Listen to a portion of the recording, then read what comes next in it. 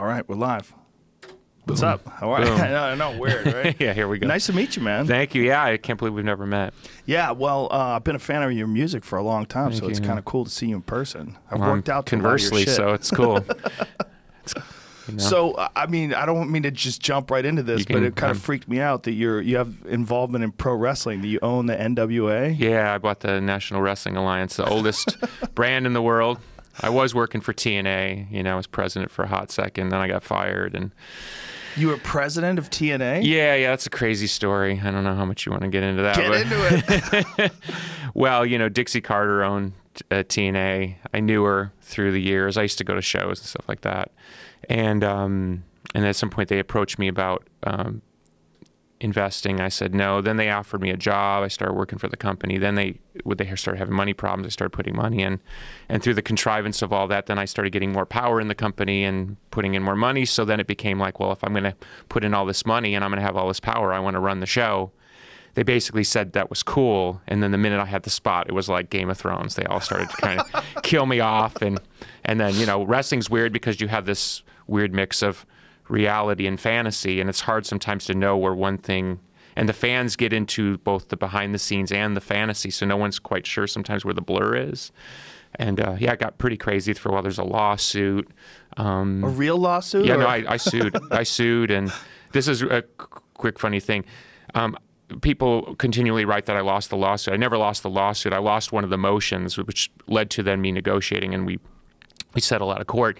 But the judge, the contract that they signed that would have allowed me to take over the company under the motion that I had filed, the judge basically dismissed my motion because the contract they had signed with me was illegal under Tennessee law, even though a Tennessee lawyer had negotiated on the company's behalf and signed it. Whoa. That sounds like some double-cross wrestling type stuff. Yeah. So it'd be like if you did a contract with me and then I sued you, and then the judge says, well, even though Joe had a California lawyer sign, it's illegal under California law, so therefore the contract's meaningless. It was bizarre. How does one go from Smashing Pumpkins to pro wrestling and then go so deep that you're like an owner? Yeah, no, it's pretty wild. Unexpected for a lot of people, right? Yeah, no, I get that a lot, and I've learned, and I've actually learned over time it's just best to keep the world separate because the music fans don't want to hear anything about the wrestling thing. I mean, they just don't want to. They get that I'm a bit goofy, but they just don't want to hear about the wrestling thing. They ask the worlds to be kept separate. Did they ever get mad at you? Oh yeah. Oh yeah. Because I could imagine. You know, and you can appreciate it. It kills the gimmick. You know? They want me to be this goth vampire guy or whatever, and then it's like, and then there's pro wrestling. It just totally kills the gimmick. It's really funny though. I think it's awesome. Yeah. I love it when people just get into what they like. Well, that's something I appreciate about you. You know what I mean? Like I've watched where you guys go deep dives on MMA and other things. It's like, I think it's cool to have multiple interests. It's the Renaissance man thing. Yeah, well, I think for some reason people shy away from that because they think folks are going to be confused. I don't care. Yeah, good for you. That's really awesome. Yeah. No, growing up in Chicago, there was a really rich wrestling history in Chicago growing up, and my great grandmother watched wrestling. I mean, it was like I grew up at 4 years old. I'm watching Dick the Bruiser on television, and this is also the era of hockey fights and roller derby. Oh, roller derby. So we'd watch hockey, pro wrestling. You know, it was in the family. Yeah. And then later I found out that my other great-grandmother also watched wrestling. So both sides of the family, both great-grandmothers watching wrestling. So it's just in the blood. I guess we like the carny of it all. Well, I'm always amazed that roller derby never made like a serious comeback. They tried. They kind of did the tattooed girls doing roller derby, hipstery type of thing. It had a moment there. Well, I know I had a friend who was into it, and she, was that type. And I thought, well, that seems like something that would catch on today. Yeah, they transitioned from like roller derby to Suicide Girls. Yeah. Right? It was you got to get a little hotter to be a Suicide Girl. You can be thick and be a roller derby girl. You could eat all the carbs you like. The roller derby back in the day was huge. Yeah. I mean, they were doing like packed arenas and stuff. That's crazy. Well, it's fun to watch. It's pretty wild. Yeah. And you see them go after each other and skating around. It's pretty aggressive. It's fun. It's like racing plus fighting and hip checking each other. You know, it's early days memory, but I remember thinking, you know, there's something sort of hot about the whole thing. Like, yes. I think, especially in Chicago, the women's roller derby was bigger than the men's. So that says something. Yeah, I didn't even know there was men's roller derby. Like, thinking of men's roller derby, I'm completely drawing a blank. It just, I always associate it with like tough women. Yeah, yeah. That's what I'm saying. I think the women's thing actually had some sort of staying power, where the men's, I think, it didn't have the same allure, maybe. Yeah, yeah, I guess. You're my age. You remember Killer Kowalski? Of course, yeah. Yeah, yeah. I remember watching that when I was a kid in Boston, watching it on regular TV. You know that. No, those guys were great. I mean, it's a golden age. It's like anything, you can go back and sort of romanticize it. And I think that's part of what we're trying to do. Is that's the cool thing about the NWO is we actually possess that history, and so our job is to sort of update it, you know, to bring that tough guy thing back into the modern world in a way that sort of doesn't insult the audience's intelligence. So the NWA, is that older than the WWE? Yeah, yeah. 1948 really? Is the NWA. Whoa. Yeah. And the cool thing about the NWA's history was you had all these rival promoters, including the McMahons in the Northeast, that eventually sort of formed a kind of ad hoc association to create a better business. In essence, get everybody on the same page. And what they would do is they named one champ, and the champ would rotate through the different territories, come in and take on whoever was the local guy. They'd build up the local guy, and then a guy like Ric Flair would come in and beat the local guy. And it would always be like a bit of a scrum, and then he'd come back for a second, and there would be a cage match. And then Ric Flair would move on to the next territory. And that's how those guys rotated around. Then everybody made more money. Wow. And then the government got involved at different points because there was collusion. There you go. There's Ric Flair with our belt, actually. I follow him on Instagram. Yeah.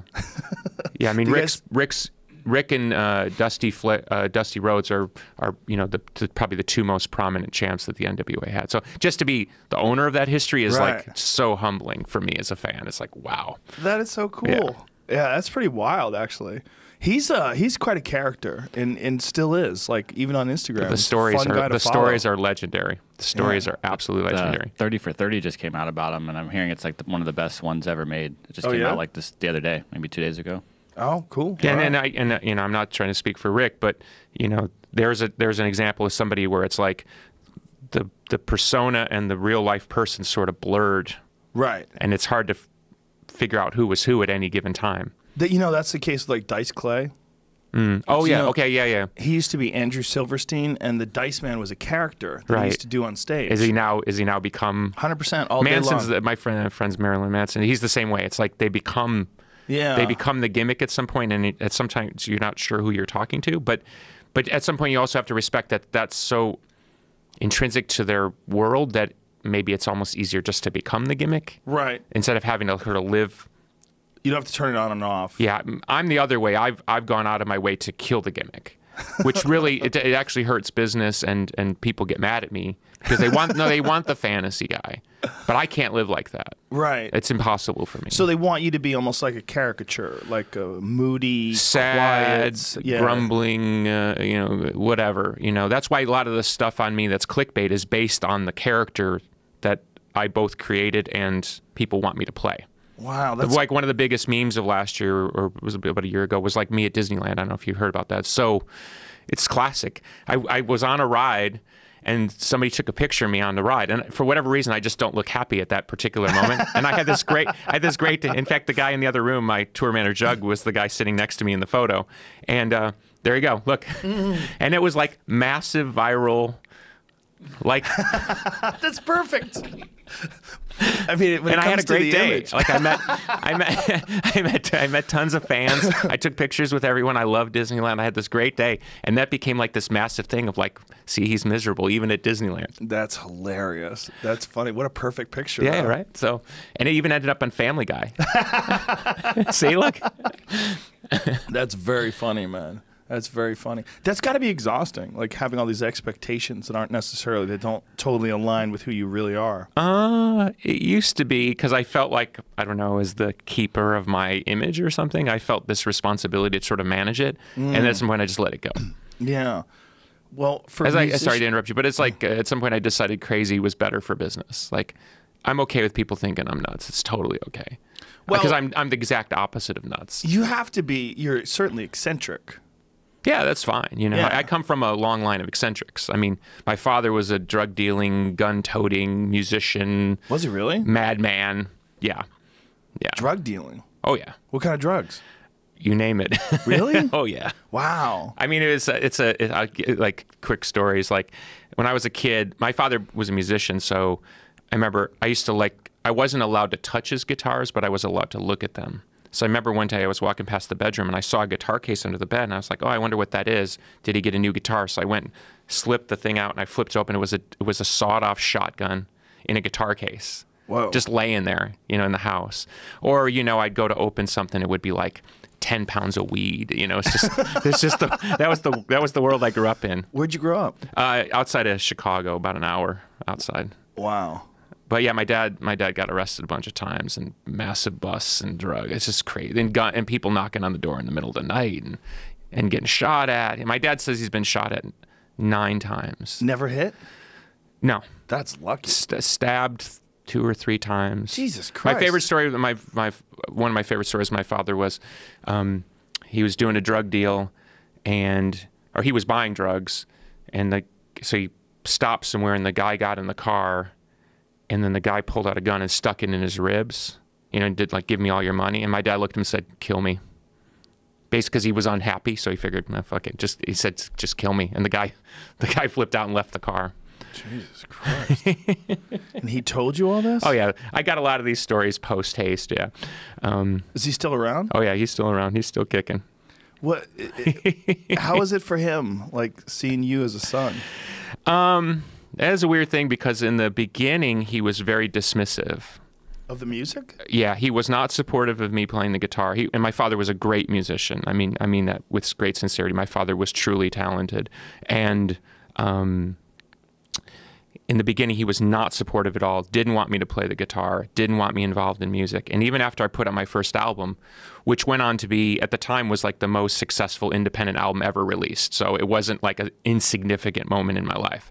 My dad just kind of shrugged his shoulders, was like, yeah, it's okay. You know, it was like, what are you talking about? Like, wow. You know, if you know my early, it's like, you know, it's guitar heavy, there's cool stuff, solos, and he was just like, eh. It wasn't until my second album and the band blew up that he started to kind of change his tune. Then he became more supportive. Then he got really weirdly jealous. Ooh. And then he started doing weird things like he'd call me and be like, if you need me to write you any songs. Like I'm like #1. And he's asking me to write songs. It was so weird. But then he was also on a lot of drugs. And so there was that, you know, there's that interweave of like, and weird stuff like, you know, one day he calls me and he's like, my dad, always played this cool 1964 Purple Flying V that was like his guitar, you know, and you know, my dad to me was like a star, and he still is in my mind. So he told me one day, you know, when I die, you know, I'm going to give you my guitar. And then fast forward 4 years later, he calls me up. He's like, yeah, I'm going to put this guitar on eBay. So do you want to buy it? No. Yeah. So I had to buy the guitar you're supposed to get when he dies. Yeah. Fuck. Yeah, just weird stuff like that. It's been a lot of that. So anybody who's grown up in those types of situations knows what I'm talking about. It's like wacky world. You're never quite sure what angle is going on because the need for money, depending on what situation is going on, you know? Yeah. But you reinforce this idea that I've always had, that everyone that I know that's interesting came from a fucked up childhood. I couldn't argue against it. It's hard because, do you have children? I have one son. Yeah, he's just going to be 2. It's, for me, it's a conflict because I take care of my kids and I'm around and I give them a lot of love and they're not fucked up. And I'm like, damn, are my kids going to be boring? You know, like all of my friends, all of them come from fucked up households. It's all chaos. And the pressure created these diamonds. Yeah. There's something to be said for the adversity. And my dad would even say to me weird things like, it's good you had a fucked up childhood because it made you successful. Yeah. And I'm thinking like, I would have preferred like Disneyland with you. You know what I mean? Maybe I wouldn't have been miserable at Disneyland if it wasn't for you, Dad. Yeah. But man, I think your story's amazing though. I mean, I know it probably sucked growing up like that, but damn, to be able to tell everybody your dad was this guitar playing, gun toting, drug dealing psycho, I mean, that's a badass story. Yeah, there's this. I think you appreciate this in the gangster tradition. So there was this thing that happened when I was probably about 10 or 12, where there was a local club, and and my dad played there all the time. And I came back to the house one day, and the house was full of it's like smoky equipment, like you could smell like smoke fire. And he said, "Oh, the club burned down," and so they had ran in the fire or retrieved the gear, some kind of story like that. And so that was the story for years, was he was eating across the street pancakes at 4 in the morning and saw the club burn down. Years later, I heard the real story. He was in a car with a chick doing whatever, and he saw some mob guy walk in the club with gasoline, light the club on fire. So he knew it was arson, but because he knew it was mob related, he couldn't say anything. And that's like every story is like there's the real story and the story I got when I was a kid. Jesus. So he ran into the fire just to get equipment? Yeah, I think he ran in and got his guitar. He was able to save his guitar, and then of course the police came and questioned him because they knew he was there on the scene or something. Yeah. And of course he said, I didn't see anything, because he didn't want to die. Because, Chicago with the mob, I mean, forget about it. Especially back then in the 70s, it was like they ran the town. They got Kennedy elected. Well, yeah, I mean, the stories about Chicago are legendary, you know what I mean? Like, people used to come to Chicago back in the day. It's a little bit different now. People come back, man, the city's so clean, it's so organized. It's like, yeah, because it's run by, capos all over the city. Every ward had its capo, and... Yeah, Chicago has this uniquely violent history, and even to this day, I mean, with what's going on in the South Side with all the gang violence, it's shocking to me as somebody who was born in Chicago. I still live in Chicago. That it's just like we've normalized this insane violence. Yeah. in this community. People don't even realize. I think most people have no idea how much gun violence goes on. I in heard the Chicago. other day. I could be wrong, and I'm sure he can find. But I think somebody said the other day there's been 3,700 shootings in Chicago already this year, and I think we're already over 600 gun fatalities. And this is like every year now. Wow. And even Trump at some point floated out like maybe they should bring the National Guard. I wish they would do something. It's just such this generational tragedy that just keeps going and nothing seems to happen. Yeah, and it seems to have a lot of momentum behind it. Like the murders, they make people have revenge murders, and then it just piles on top of each other, and it doesn't seem like there's any stopping it in sight. Well, here's the thing, and this is the classic tale. Now, it was reported the other day that the carjackings in Chicago have gone up like 200%, and now those carjackings are filtering into the nice neighborhoods. So now you're going to start seeing some action, because now it's blowing up past the sort of, I mean, look at that. The shot clock. A person is shot every 2 minutes and 20 seconds. A person is murdered every 12 hours. 2 hours and 20 minutes. A person is murdered every 12 hours and 23 minutes. That's a lot. Wow. I mean, it's my home, and I just, I have a guy that I met when I was down there. He was a driver. He drove us around, and he was saying that he used to be a cop, and that what happened was they arrested some of the top-level drug dealers. I've heard this exact same story. And as soon as they did that, there became this power vacuum. And then, for years, I got a little inside information. For years, what I'd heard is that they had this sort of like, as long as you stay on this side of the street, we'll kind of, we'll look the other way for this, but you got to keep your people in line over here. Right. And I know enough people in the PD that was sort of the general understanding. Like, even like, I remember one time, because I knew somebody who worked in like the gang task force. I was like, how come there's always whores on the bridge on Friday night? Like, don't you guys see the 50 whores on the bridge? And they said, no, that's where we tell all the whores to go so we can protect them. We'd rather have them there so we can keep an eye on them, and we know it's going to happen anyway, so better we control it. Right. So that was the way Chicago sort of operated, was like, we'll tolerate crime up to this level, and twice a year we'll run everybody in just to kind of make it look good in the paper. And then apparently whatever they did that created this power vacuum. That's just what I've heard. I don't know empirically. Well, this guy was a former cop, and the way he was describing it was pretty absolute. He's like, they made a mistake. This solution that you were saying of like, kind of like saying, hey, keep it over here, or keep it under wraps, and we'll arrest a certain amount of people. It sounds like maybe that's the only way to manage it. Well, the one thing I have heard from people that are in those communities is that literally and this maybe supports what you're saying, is that the power divisions are like block to block. So it's almost like an insurgency where it's like 2 blocks versus 2 blocks versus 1 block versus 3 blocks. So literally, if you're walking on the wrong side of the street, it's not even like neighborhood to neighborhood. It's like block to block, which is crazy. And just growing up in that neighborhood, having that be your normal as a child, and then, you know, growing into adulthood around that, and having just used to people getting shot, used to shooting people. I mean, if there's that many people getting shot and that many gunshots going off, everybody must be common. I mean, or it must be common to everyone. Yeah, I don't know. It's crazy. That's just heartbreaking. It's such a unique town, too. It's an amazing city. It really is. Yeah, I mean, we have this weird bare-knuckle history. Yeah. And it's still there. You know, no amount of yuppies moving in has changed this sort of working class sort of ethos. Well, it's sort of symbolized by the food. That giant, thick pizza. Yeah, we like to eat. That pizza's insane. That what you I call used to deliver pizza. those pizzas, by the way. Did you really? Yeah, that was one of my gigs. I bet it builds your arms up. Those things are fucking heavy. First time I ate a Chicago deep dish pizza, I was like, okay, is this really a pizza? Like, what do we call this? Is a casserole. Yeah. Yeah.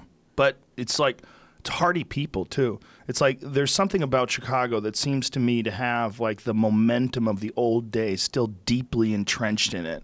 Whereas that doesn't seem the case in L.A. and a lot of other big cities.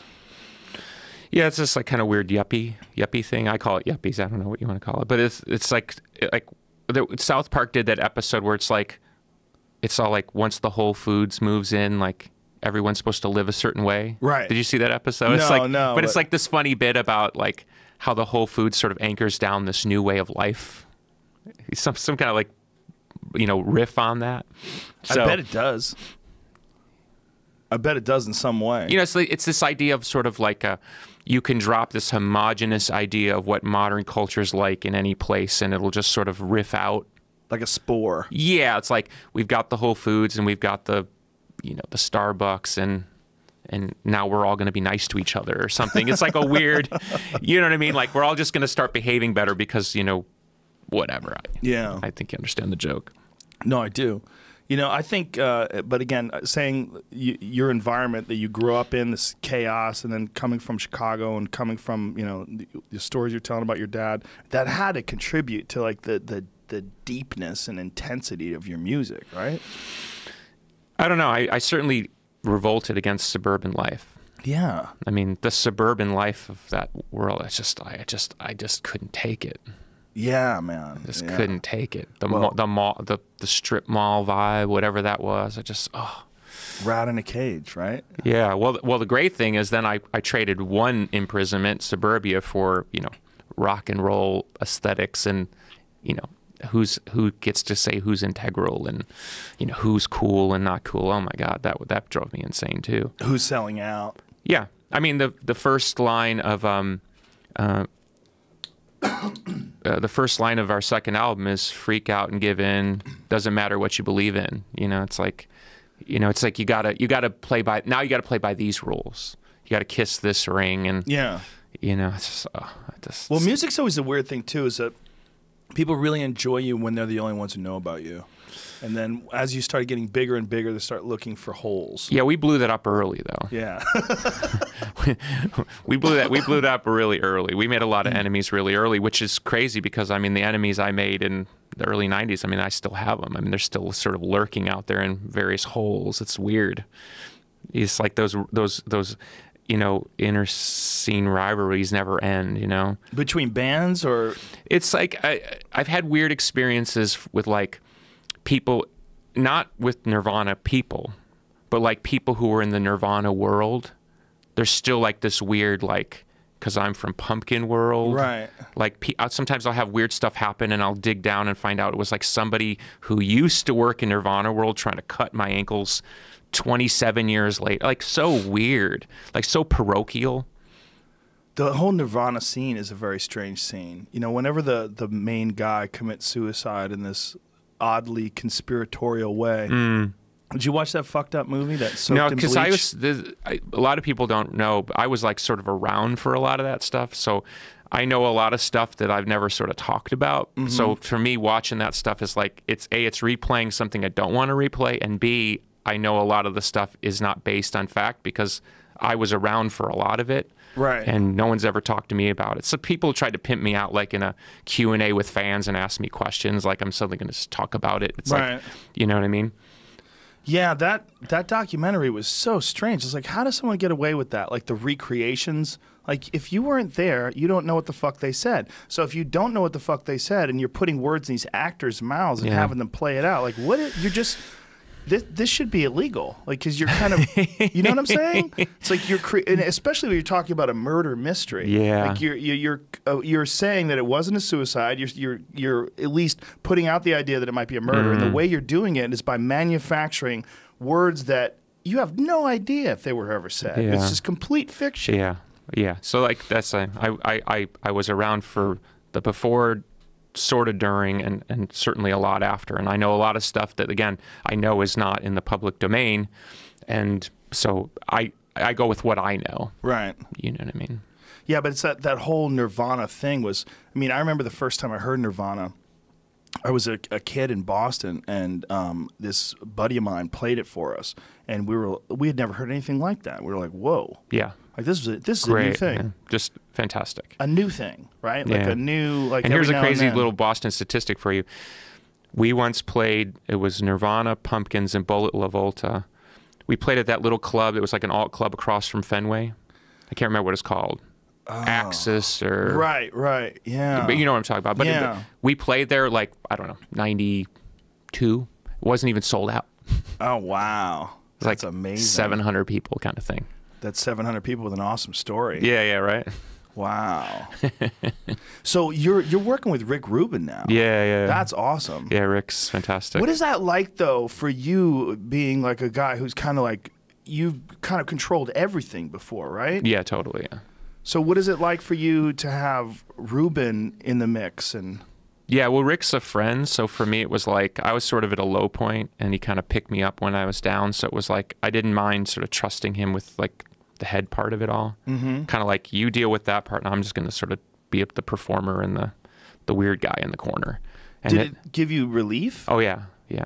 I felt like it allowed me to focus on the music and the performance, and sort of just freed me to just, you know, let whatever, because sometimes you can psych yourself out. I don't know if that makes any sense. Like, Yeah. you can have a really good song, you know it's a good song, and then you start second guessing yourself, and then you start thinking, well, maybe this song's not good enough, and then Yeah. that'll infiltrate into your performance, as opposed to being free. Like, hey, I've just got a good song, and if that one doesn't work, I've got another good song. So Yeah. letting Rick kind of do the picking and choosing, and that's a good take, and that's a good song. It was just like, okay, I'm just going to kind of just go down this road. It took me back to sort of a more innocent way of approaching the work, and I'm very grateful to him for that. That's awesome. Yeah, it's got to be quite a mind fuck to create something and then practice it and rehearse it over and over again and tweak it and mess with it and not know really, like, almost not be able to be objective anymore. Yeah, well, the weird thing is I hope people can appreciate how I mean it, is like, at one point when my ear was really to the ground, I was able to do that. I was both able to be objective and subjective, be the writer and be the producer. Right. And I hit a lot of home runs. So then you get kind of like, I know what I'm doing. Right. So then when it stops working, you have two choices. You can blame yourself, which is the natural thing you should do, or you can blame others. And once you start blaming others, now you're in this hall of mirrors. Yeah. Yeah. You know? Instead of raising your hand and saying, okay, I've had a good run, now I need, it's like getting a coach or something. Like maybe a guy goes on a losing streak and needs to bring in a new coach just to say, I think you need to work on your offense. You know what I mean? Just somebody to tweak you. Yeah. But when you're flying 1,000 miles an hour and you're selling gazillions of records and making all this money and you're surrounded by a bunch of sycophants, they're not going to tell you, hey man, you need the doctor to come in and kind of sort your head out. Yeah. So then you start going this way, and then that's when it gets like hall of mirrors. So that's where my own hubris sort of got in my own way. I couldn't accept that I got on a losing streak and then, go to somebody like Rick and say, hey, I need some help. I need some objective help. Did you feel yourself, like when you were listening to the music that you were creating, did you feel like you were on a losing streak? No. No. So it sounded... I couldn't intellectually understand why I was failing. It didn't make any sense to me. And sometimes it's just generational. It's the market changes, whatever. It's not personal. Right. It feels incredibly personal, which is why it's easier to blame somebody else. Right. Like, you don't understand the depth of my work here. I'm so deep, and you're not following my meta path or something. You know what I mean? And look, it's most entertainment is popular, right? I mean, you're a comedian. I mean, it's like if you get up and tell a bunch of jokes and the audience doesn't laugh, whose fault is it? Well, the mind fuck of music to me has always been very fascinating because you guys create it in like a vacuum almost. Totally. And then you bring it to the people. Like when you release an album, they get it and it's done. It's like, holy shit, here it is. And you know, a big fan plays it for the first time and they're listening to it. They're like, oh, like it's all. Whereas we have ideas and I need an audience to create. Like I need to be around them. I can only create so much on a laptop. Most of it has to be like fine-tuned and refined.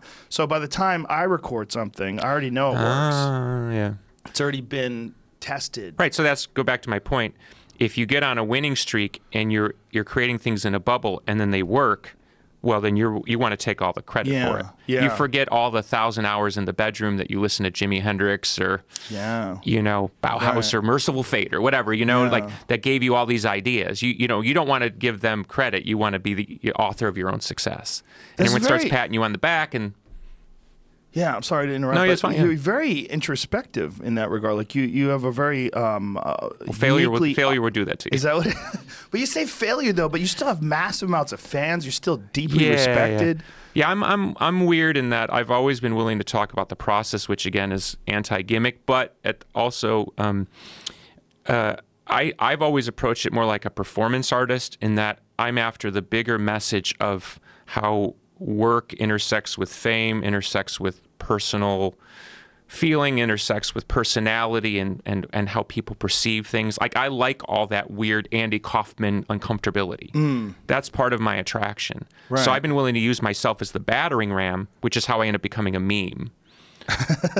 Right. Because people latch onto these personalities I've created, which of course are ancillary to my real personality. Right. But they don't necessarily want to give me credit that I'm a sort of controller of the forces at play. So if I say something dumb, people assume that I'm dumb. It's hard for them to assume that I'm saying something dumb on purpose because I want a reaction. Right. Yeah. When you become a hugely successful musician, and your life becomes touring, big arenas, doing radio shows, getting on the bus, getting on the plane, all this stuff. Does it make it difficult to have like the time or the actual experiences to continue to create? Yes. Because you get so deoxygenated in the bubble that you start writing songs about being on tour. Yeah, like comedians will tell jokes about airline food. Yeah. Exactly. Yeah. You end up becoming sort of like, you're trying to take people in the insularity of your experience, but it's not that interesting. Right. And at some point it becomes unrelatable. Well, I always said that about, like, I mean, there's a lot of bands, but some of the great Allman Brothers or Leonard Skinner, like, they had a bunch of songs about leaving, about getting away from women. You know, Lord, I was born a rambling man. Rightly so, yeah. There was so many songs about just getting away from women. Yeah, the other day I heard that Crosby, Stills, Nash song. It's like, just a song before I go. It's all about he's going on tour and they go to the airport and it's uncomfortable. It's like, it's such a going on tour song. Yeah. But it's like, it's really not that relatable to most people. No, to a lot of people it's not. Yeah. I mean, Skinner had a shitload of those. They really did have quite a few songs about like getting the fuck out of Dodge. But they were good. Oh, dude. I'm Such a great band. Giant fan. I mean, they're probably the greatest thing to ever come out of Florida. It's arguable, you know? I'm trying to think who else came out of Florida. Jim Brewer? Creed. I thought we were just talking about music. Did Creed come out of Florida? I thought we were just talking about music. Yeah, I don't have anything else when it comes to music. Who else? Pitbull? Yeah. It's so did you feel it while it was happening? Like when you're doing these mega tours and everything, do you feel like the staleness in the creation? I did. Yeah. I think what I tried to do is change personalities, change musical directions to kind of reinfuse things. And it worked up until a point, until my mother died, like in 96. In a weird 3-month period, the drummer left the band, my mother died, and I got a divorce in like a 6-month period. And so I try to use that as fuel to sort of pivot where I wanted to go musically. But I wrote this very introspective, dark record, which a lot of people really like now, but at the time it was like so antithetical to this big rock machine. Yeah, I was like castigated for being an idiot, and I went from golden child to idiot, you know, in one fell swoop. And well, so many great artists are a prisoner of their early success in a lot of ways. And rightly so. You know what I mean? I have a much greater appreciation for the zeitgeist effect of the public. I don't know if that makes any sense. It's like how many zeitgeists did Elvis have? 3. U2's had 2 or 3. Frank Sinatra had 2 or 3 or 4. I mean, there's something about when it all seems to make sense, like the public's fascination, the artist's place in time, the work that's being created. There's a sense of like familiarity, but also something is happening and everybody wants to take part in it. And so I have a much greater appreciation for that moment. The ego of the artist wants to convince yourself that you're always in that moment, and that's just impossible. That's just impossible. There's just no way. It's just the cyclical nature of creation. That's such an important thing to say for people listening, for people that like struggle with this themselves. To hear someone like you say that. Yeah, it's actually kind of makes sense. It's like typical example. It's like falling in love and expecting to feel that feeling forever. Right. It's just not going to happen. You're not going to feel the same. No. I would argue if you are, there's something wrong. Right. You should It's go just, to a doctor. You haven't matured into a deeper relationship. So in the same thing, an artist needs to mature into a deeper relationship with their work, or their relationship with the public, or their relationship with themselves. And if you can do that, and you look at great examples, Johnny Cash, Neil Young, Tom Petty, when they get there, everybody comes back, Bob Dylan, because they think, okay, now you're giving me some new information. Yeah. This isn't just a riff on the thing that you gave me before. And I think the public has shown over time the willingness and the ability to follow artists if they're willing, if they're able to go to that place where they mine out something new that actually is like a cultural contribution and not just sort of more of what they already know. I think that's so important for you to talk about. I'm so glad you do, because for upcoming artists and in all sorts of genres, just people who are involved in creating, to hear someone as successful as yourself talk about the various struggles of the mind and of momentum and the different stages and various points of your career. Yeah, it's so important. Yeah, the music business plays this Jedi mind trick on you, where the whole thing's set up to be rapacious and take advantage of your weakness. How so? Well, it's like I'll use the music business as an example, and I'm sure there's plenty of parallels across the entertainment spectrum. You struggle to get the contract, and then the contract is sort of the indentured servitude type of thing. Our first contract was 7 albums, essentially 14 years. So I signed that contract when I was 23. That's crazy. Okay, so I'm signing at 23 years old. I'm signing a contract that's supposed to take me into 37. You're signing a contract for more than half your life. And if you look at the shelf life of most artists, it's 4 to. So they're basically anticipating your entire arc. That's so crazy. So you don't have any leverage, other than that they want to sign you. You sign the deal, and then it becomes this weird dance of like, can I sustain success? Yeah. If you get success and you have leverage, they'll get out of your way because you're making them a lot of money. But the minute you're not making them as much money, then they step in and they start playing these Jedi mind tricks on you. We know what to do. The public's going to forget about you. I mean, I've heard all these things like, this kind of weird, like, yeah, you're in the room, but, we're the arbiter of whether you can stay in the room. That's the weird position that record companies had for a long time that they don't seem to have anymore. I would argue against that, because they still do. Well, they've moved to a different set of circumstances, and I'm not as conversant as I once was. But one thing they do with certain younger artists, but I think particularly more in the pop realm, is they do these 360 deals where it's like, right. If you get a perfume deal, if you Yeah. Like your whole world. They own you. We own a piece of your whole world. And fame is such a great quotient in American life now that you can see where kids would trade fame and be willing to give away like the profit part. Well, they'll take a risk at the long-term ownership. Right. So let me jump in there. So if you actually survive the cut, let's call it phase 1. You're successful, you're a name, and now you're in a place to either renegotiate or your deal is up or whatever. I once had a conversation with a very powerful music executive, and I said, and I was friends with the guy, so I was like, give me the insider psychology here.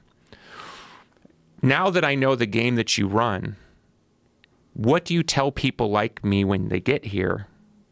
And he says, oh, it's just, there's always a price. So they know that even if you get through the matrix of the whole thing and get out the other side, that there's just a dollar amount that will buy you back in. Whoa. They're not worried that you'll go independent. And in fact, if you look at a lot of the machinations of the music business over the last 20 years, especially with the rise of the internet, it's to keep people in the system. Yes. They don't want true independence. Right, but it seems like... Look, I'll give you... Look no further than the deals that the record labels cut with the streaming services. They got into ownership equity deals with the streaming services. In an arrangement for them to have an equity position, they agreed to very low rates for the artist's music. Oh, so that's so when why. when you listen to Bob Dylan's song on Spotify, Bob Dylan's not getting a lot of money for that. But as Spotify and the other streaming services raise up in their equity position, the labels benefit. So the labels pimped out their own artist to take a greater equity position in a rising business. It's like, you see what I'm saying? Yeah. They weaken the artist's position to take a better position at the table themselves. That is fascinating.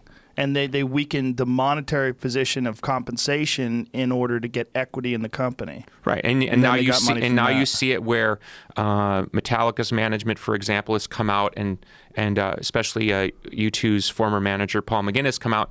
They're trying to take on YouTube now because YouTube's got this weird, funky position where they'll pay on licensed music, but they won't pay for covers and. You know what I mean? Like yes. YouTube's like one of the big targets of the business because whatever deal they agreed to with YouTube 10 years ago is super weak. But again, these are all machinations that go on above the artist's spot. Right. And you quick thing into your world, when McGregor leapt out and did the fight with Mayweather, he creates this whole different set of dynamics because he can run his own game. Yes. UFC can't pay him that kind of money.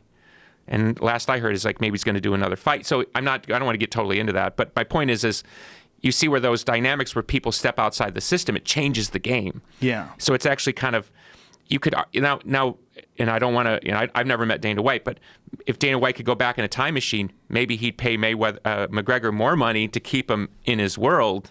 Because now that he's out. I don't think Conor would have accepted that. Okay, I think he recognized the unique opportunity that he's in, so he probably wanted to be a part of that. I'm talking about stuff as a fan. You're on the other side of the fence. But my point is when you see when somebody breaks out of the sort of the matrix of how the game is set up, right? It creates this weird thing. Yeah, and there are a few today, though, that have kind of figured it out through YouTube and all these different online... I think Chance the Rapper, I don't know much about his business, but I know he's sort of worked out this other model for himself. Yeah, Jamie knows a lot about him. I know he's getting money from way other places than just the traditional record contracts. God bless him. Big deals from major companies like Sprite and other. And he's still independent, right? Technically, that's the word they would use to market him. Like he's an independent artist, but he's got a machine behind him. So I don't know if he's independent. Yeah, I'm good friends with Sturgill Simpson, and Sturgill's tried to educate me as to how the record business keeps people in the fold with. The owning your merchandise and your likeness forever and all these different things. It seems crazy. Like we actually signed a clause. It said, and this contract pertains to this universe and any universe not yet discovered. What? We signed that clause. Who wrote that? The record company. Jesus fucking, what are they, Scientology? That is crazy. Like we literally had to sign a thing and it was like, this contract pertains to this known universe and any universe not yet discovered. That is fucking insane. That is insane. Like if someone found a parallel universe somewhere and they figured out they could sell music to them. It's a parallel they haven't heard the Smashing Pumpkins. Get over there quick. Shoot a rocket ship filled with cash over there. Well, that you know why they put that in is because when they transitioned to CDs, the contracts didn't account for CDs. Oh. And what they did, it's a very classic thing is, so they had to go back and renegotiate all the deals because of the CD technology. This would have been like whatever, 80s. So they went to every artist and they said, look, it's this new technology and we're not sure it's going to work. So you got to take a price cut. We're only going to pay you 75 cents on the dollar so we could advance the new technology. Oh, Jesus Christ. They're dirty. They're dirty. The Spotify thing is dirty. That makes me uncomfortable hearing how they weaseled that, how they negotiated cheap prices for the performers, then they got an equity position in the company, so as the company grows, because they don't have to pay much and they get all this music, they get money from that. That is sneaky, dark, fucking 3D chess shit. Game of Thrones, man. It is. Game of Thrones. But I mean, obviously, it's an organism surviving in the face of Napster, right? Like Napster comes in, file sharing comes in, and they're like, "Holy shit! Okay, so the internet is just out there, wild and free, and you can just download the music. The music's now digital. We can't control it, and it's just going and it drives some people crazy. Like I had Paul Stanley in here, and you can see the fucking anger in his face when he's talking about people stealing music. Like, yeah, I was one of the first people that came out for Napster because I thought the music business should get in bed with Napster. In essence, they let the monster grow. Right. I thought they should have brought Napster in-house. And made it like a pay per whatever. Thing. Yeah. But, I mean, if you want to be technical, I mean, the thing I help support, I mean, it probably cost me $30 million, $40 million. Napster did. Yeah, that whole world. Easy. Yeah, Easy. Sure. Yeah. Easy. Yeah. I would imagine. And I'm not here to bitch. It's like the world went on and I'm not the only person, you know, it wasn't targeted at me. I mean, and I supported it, so I got nothing to say. But I mean, yeah, at some point when you can't pay your, you know, your stupid mortgage on your 5th property, you know, sad at Disneyland, you know what I mean? It's like, I wish I had that money.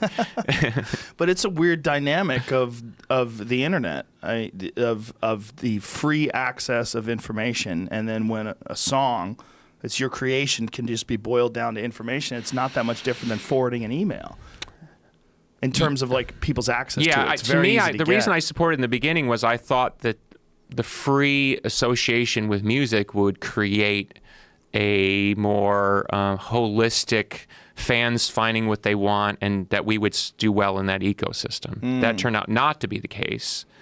And I think now that it is sort of set up in the streaming service world, now that's starting to be the case because people are finding us because it's sort of organized and there's sort of institutional culture. But when it was freewheeling, I don't think we played the game well enough to take advantage of it, and you know, a lot of trains just passed us by. Yeah, there was a lot of argument that people would find new music because of that in a way that they would have never found if the record companies and the radio stations had a lockdown on what got distributed. Somebody did a study. It's my one piece of empirical evidence.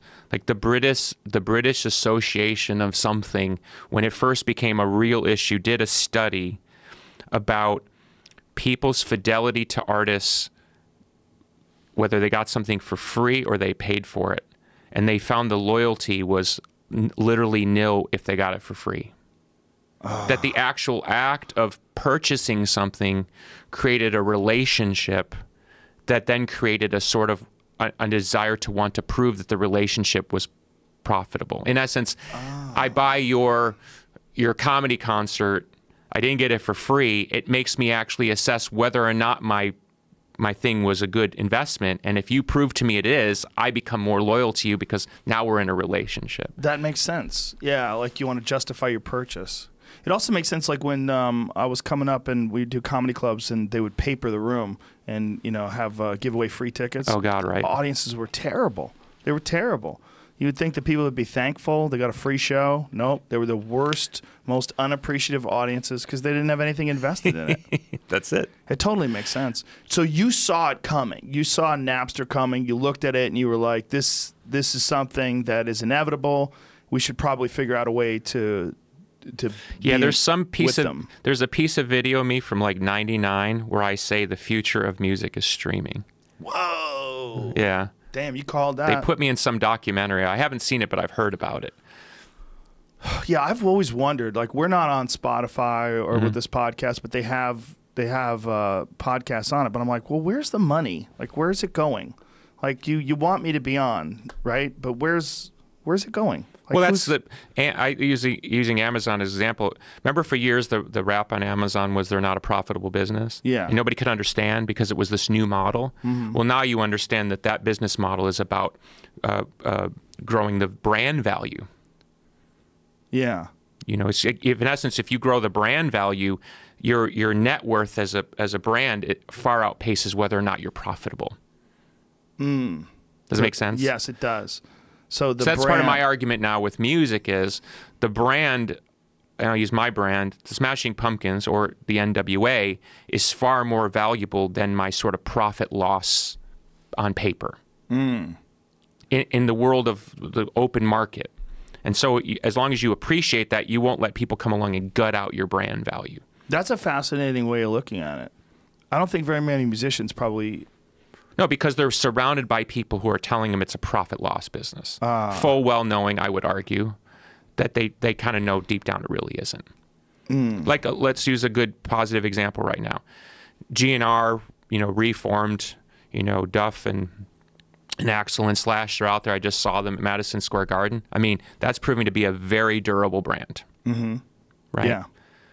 Now, you could argue... how many records, nobody cares anymore. That's a durable brand. Right. The GNR brand or the Harley Davidson brand or the Joe Rogan brand, those are durable brands that are worth far more than you could sort of prove on paper. The GNR one's a fascinating one to me because Axl just went off the rails and into the woods for so long, shooting his face up with a bunch of shit, and looks like he was just gone. Looks like we lost him. I mean, to me, as a kid, Guns N' Roses, I mean, they were like Welcome to the Jungle is like one of my all-time favorite songs when I was like 18 or whatever old I was when it came out. I mean, it was amazing. And then to see them just have this incredible success and then Axl goes crazy. But I would argue, and I don't mean this in a disparaging way, I would argue that the freedom in Axl and the path that they took is added to the brand. I think so too, because people are so thankful they're back. I would argue it differently. I think that when you look, and I'm speaking as a fan now, when I look at Axl Rose, I see a free person. That means more to me than whether he did the right thing in 2000X. I'm more interested in that. That's a unique perspective. So you like the fact that he didn't give a fuck and he just went crazy. I love that about Axl Rose. I love that about Axl Rose. I love that he doesn't give two fucks about anything. I think that's so fascinating because there are only a few American iconic artists that are truly free. Yeah. And the fact that, so it's like, was Hunter S. Thompson free? Or, it's like, we only have a few of those people. Yeah. Johnny Cash, right? Johnny Cash had some weird bad years. And, was every year of Johnny Cash perfect? Was every year of Neil Young perfect? It's the sum total of what that person represents that I think is the durability. So as fans, we get into like, well, I don't like the new song, or I think that misses the mark. There's only one Guns N' Roses in the whole world. And I have fought like mightily internally to protect what the Smashing Pumpkins means. I know it's not for everybody, but there's only one Smashing Pumpkins. I know that. I knew that as a kid, and then I got a little lost in it, and I've come out the other side, and I realized that protecting what that brand is worth is so much more valuable than whether somebody liked one song or one album or something I said in 1992. It's so inconsequential. That's such a unique perspective when you look at Axl Rose from the point of view of being a fellow performer too. One of the things I really enjoy about Axl Rose is I love comebacks. I love when someone fucks their life up and then just brings it right back around. I mean, it's like a good fight, right? Well, it's like success stories are awesome. Love them, but they're fairly commonplace. But success, complete fuck up, success again. Those are the stories. Those are the ones I enjoy.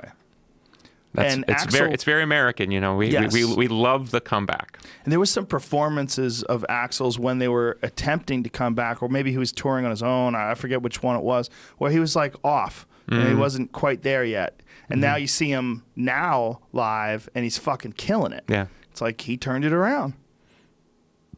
Yeah, that's what I'm saying is you could sit there and talk about what somebody did in some year past, but if they put it back together, they put it back together not because they're trying to satisfy something. They're putting it together because the forces within them are not easily controlled. But when it's like a good fighter, right? When they put it all together.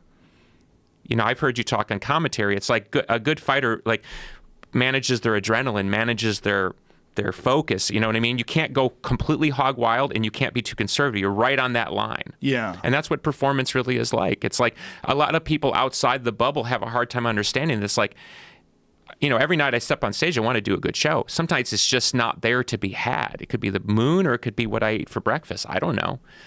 If I could be consistent about it, I don't think that makes me as fascinating as somebody who's like rolling the dice every time I'm up there. Yeah. I think that's much more interesting. Well, that's one of the things that makes live shows so unique, right? Is that you know that this guy's doing it right now. It's all happening. The words are coming out of his mouth. He's managing this moment. Apparently, yeah. Yeah. I mean, when you're a successful performer like yourself and you see one-hit wonders have always freaked me the fuck out. And I don't know why, because I'm not even a musician, but just the horror of being successful and hitting and then it all going away and then you're fucked. Yeah, I was terrified of that. God, it's got to be so scary. Yeah.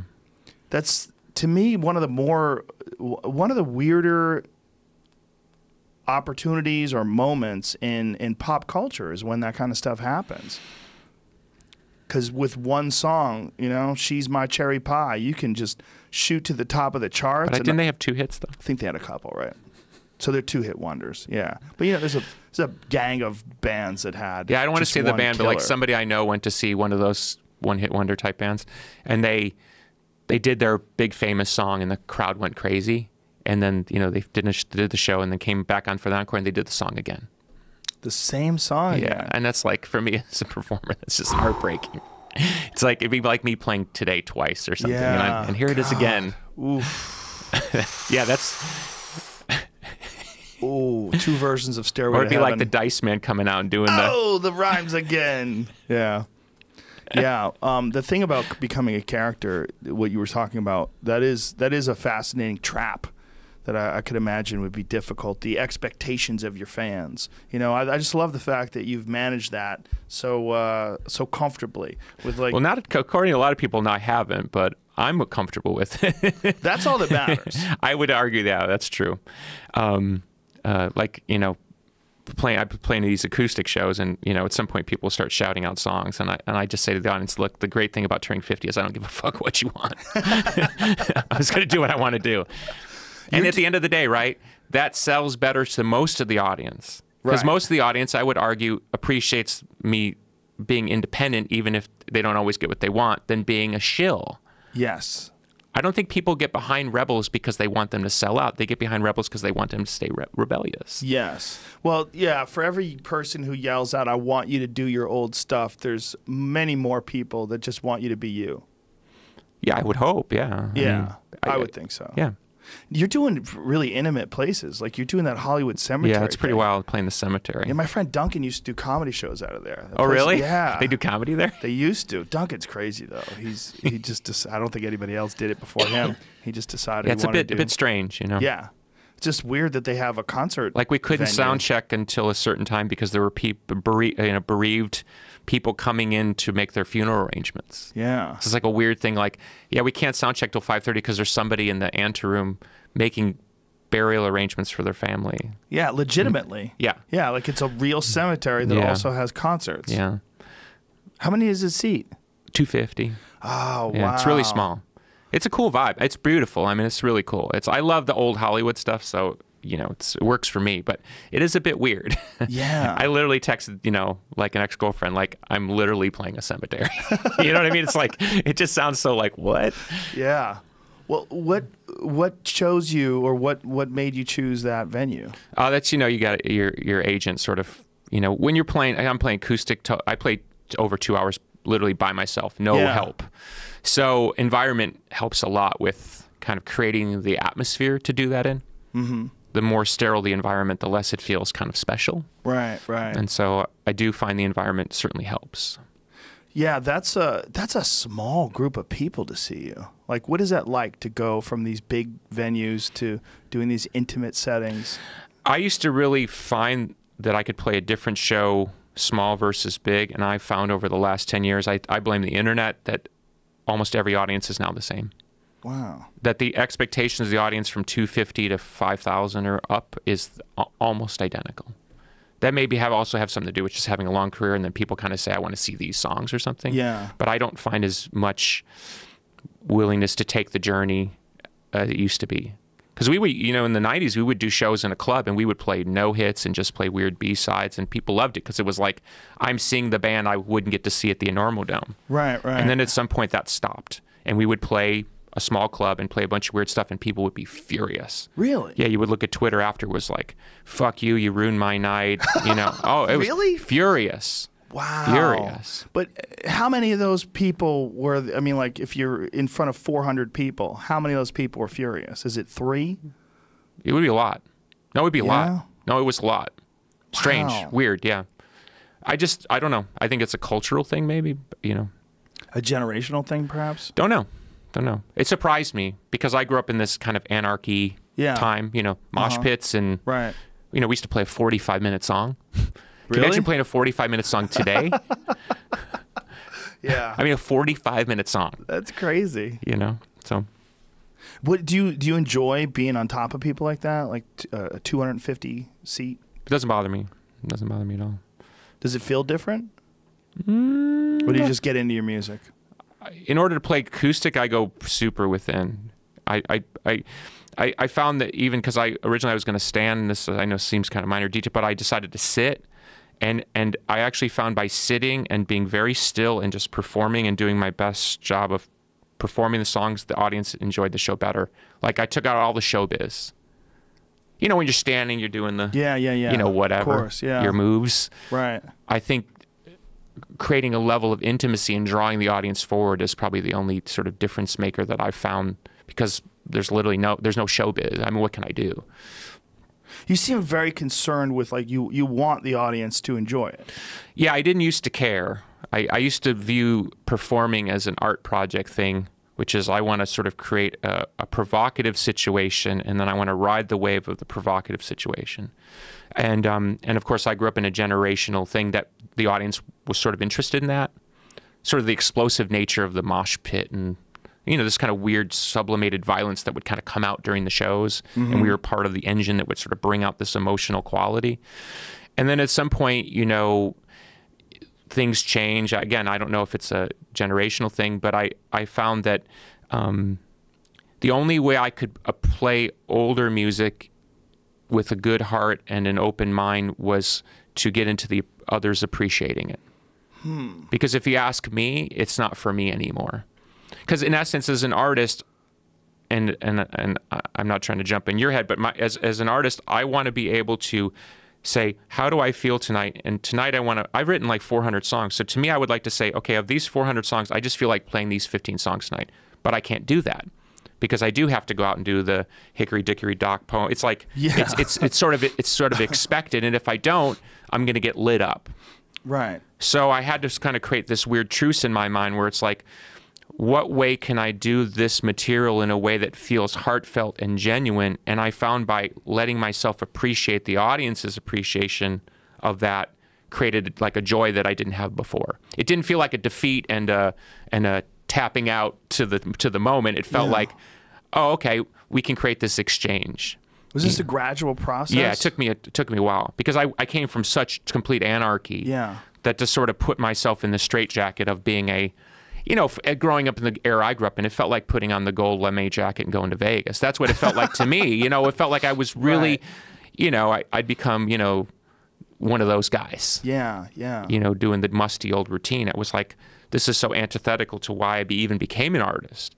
But at some point, again, I had to appreciate that, and I talked about it once with Pete Townsend in private. It's like the idea that, you know, what is your responsibility to a generational memory? Like Pete was talking to me once about how people were getting mad at him for using, and I saw him quoted publicly, so I don't feel like I'm giving anything away. People were getting mad at him for using like "Won't Get Fooled Again" in a car commercial. And Pete's quote was something along the lines of like, I don't care if you lost your virginity to Mary Lou in the backseat to my song. It's my song. I can do with it what I want.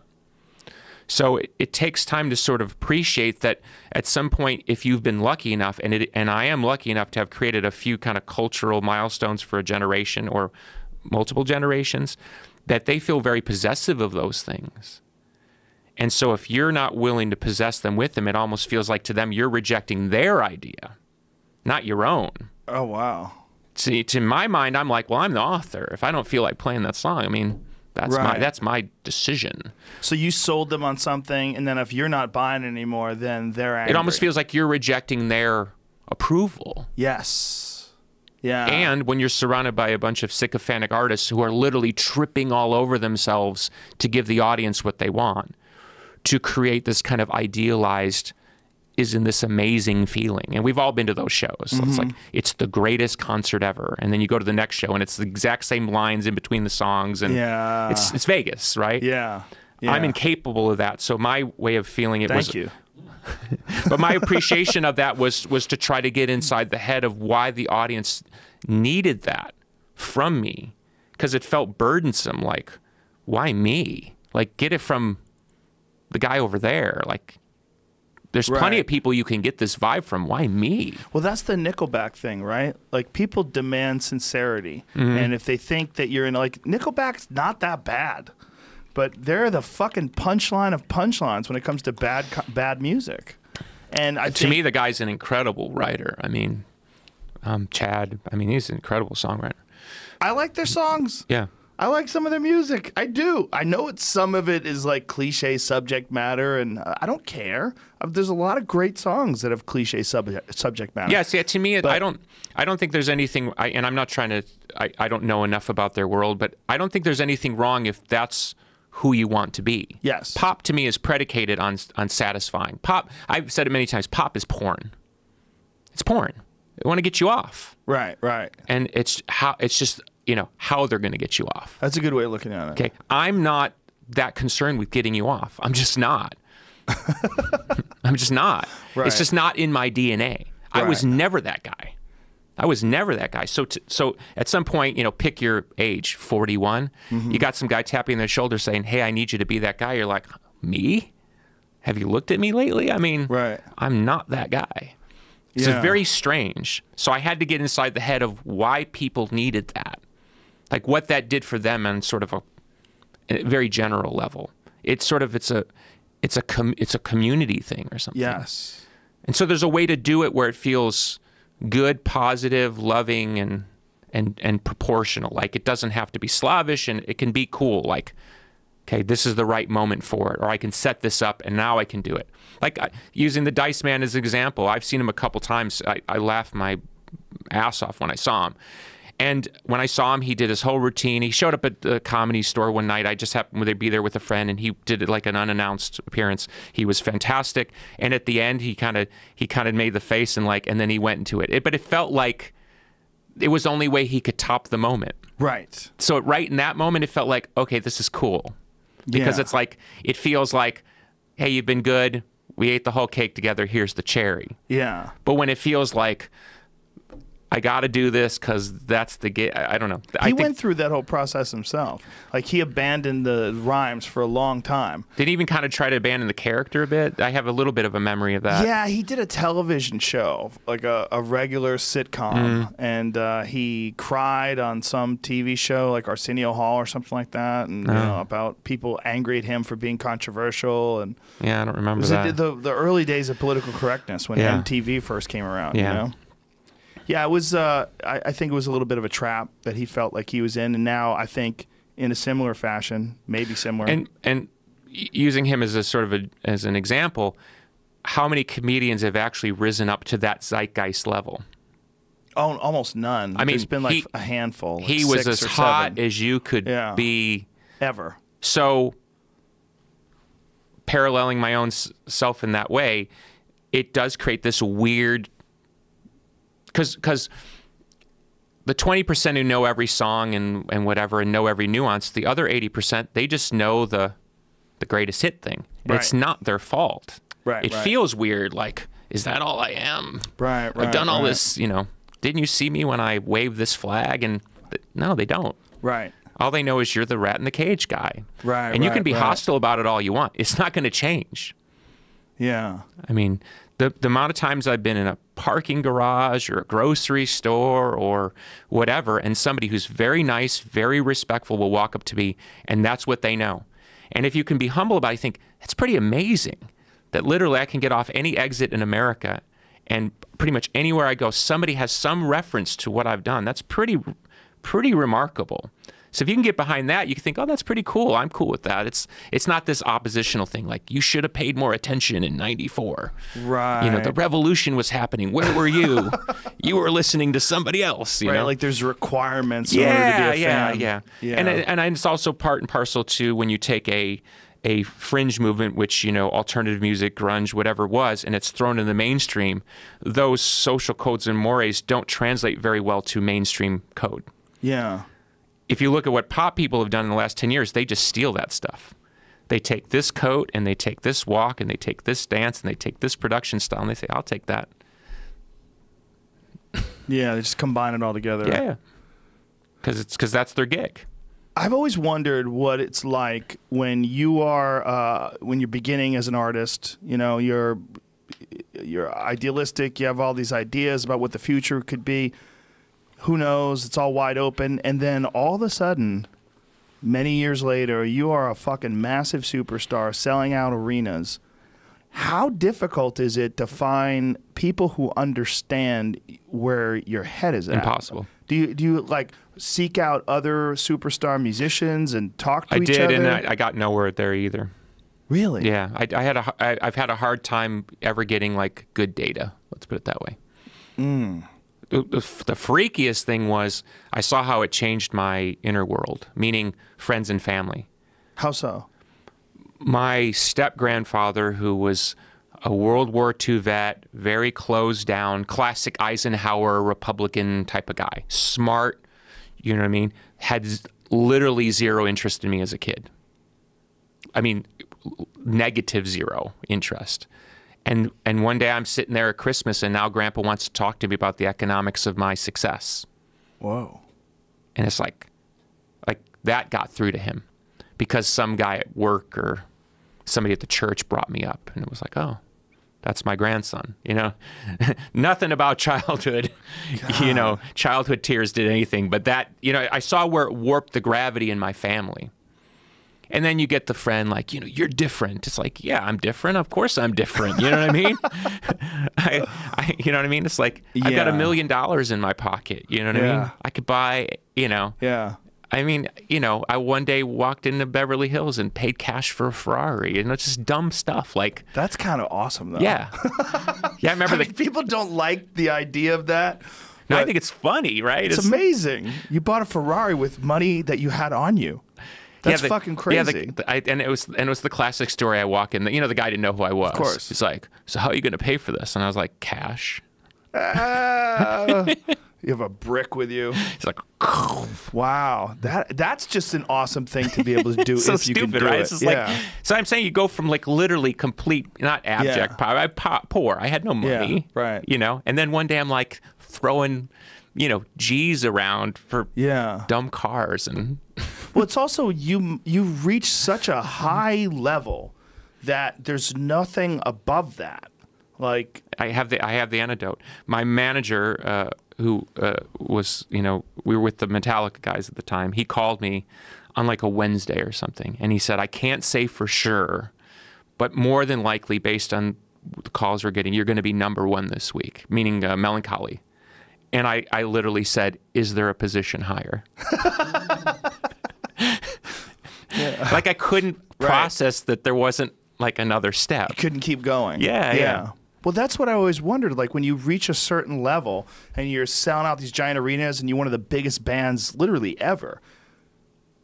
You're like one of the top 100 biggest bands of all time, right? Arguably. Yeah, we're in there, yeah. It's in there. Yeah. Where the fuck do you go? Like it had to be this madness. Weird. Yeah, I would imagine that madness is the only option. Madness. Yeah, madness sort of becomes attractive at that point. God, that's got to be so strange to be just crushing it, selling out these giant arenas, #1 songs going, now what? What the fuck do we do? Do we fade away? No, we went crazy. Yeah, we just lost our minds. Like, what happened? What was the process?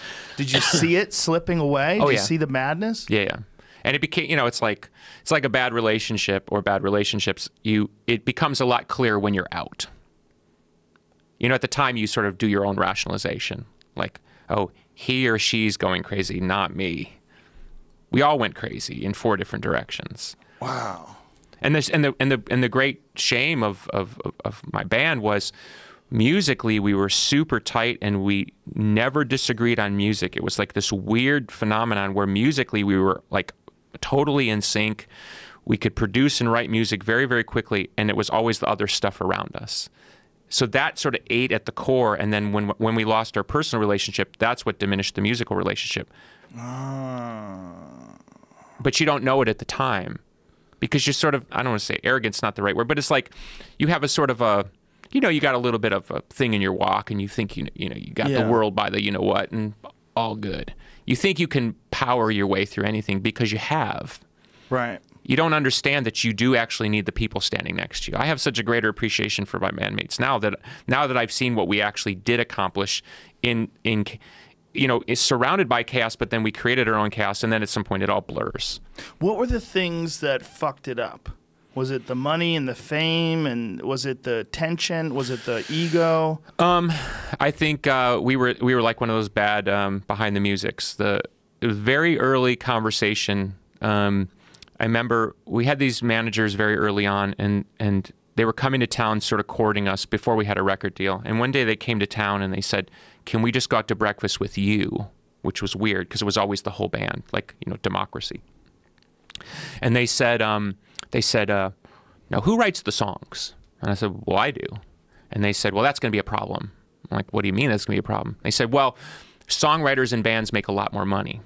So our suggestion is you should share your songs with your bandmates to keep sort of a kind of a democratic stasis. And they used some examples of bands who did it. And I thought, hell no, I'm not giving them my work. I mean, it's my songs. And they were like, you don't understand, you're going to make a lot more money. And I was like, tough shit. You know what I mean? It's like live and learn kind of thing. Why did they think you were going to make more money? Because songwriters get, if you, quick lesson, the songwriter gets paid separate statutorily by the government than the actual copyright of the recording. So if I'm on Joe Rogan's label, you pay the band for the recording, which of course in that case would be split 4 ways, but you owe me a statutory rate as a songwriter for the sale, which I think these days is about 10 cents. So every record we sold where I was the sole songwriter, I was getting 10 cents that they weren't getting, or 8 cents or whatever it was at the time. So you can imagine over a gazillion records sold, it added up. Yeah. So I start pulling away financially, you know what I mean? Mm-hmm. But when you're a kid and you're 23 and somebody's having this conversation with you and you literally don't even have an apartment, right? And somebody's trying to tell you how you're going to make a lot more money, it's like, what does that mean? Right. Fast forward 4 years later and it's like, I'm making a lot more money. So that sort of sows, it organically sows discontent. Yes. You know, it's whether you call it jealousy or not. And then as I emerged as sort of the auteur and the big mouth in the band and maybe the person who was most willing to be controversial or whatever, we'd get in a room with journalists and they would just talk to me. And then we get out of the interviews and the band members would yell at me for them not being asked questions.